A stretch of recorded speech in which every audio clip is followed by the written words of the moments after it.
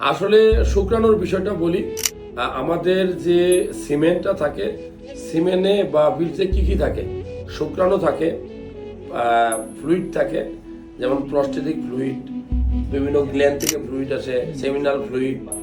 এছাড়া কি থাকে? এনজাইম থাকে, হ্যাঁ, গ্লুকোজ থাকে। আসলে শুক্রাণুটা কিভাবে টেস্ট করবেন? শুক্রাণু টেস্ট করতে হলে আপনাকে 3 দিন স্বামী স্ত্রী মিলামেশা করা যাবে না। আপনি হাসপাতালে গিয়ে মাস্টারবেশন এই পদ্ধতিতে দিলেই সবচেয়ে ভালো হয়। মাস্টারবেশন করে বীর্যটা বের করে দিবেন। আপনার এরপর 40 মিনিটের মধ্যে এই বীর্যটা টেস্ট করতে হবে, এটা বাড়িতে দিলে হবে না। যদি আপনি দেখেন যে শুক্রাণুর কোয়ালিটি, তাহলে কয়েকটা বিষয় খেয়াল করতে হবে। একটা হলো সংখ্যা কত। বলা যায় প্রতি ml বীর্যে শুক্রাণুর সংখ্যা থাকবে 15 মিলিয়ন মিনিমাম।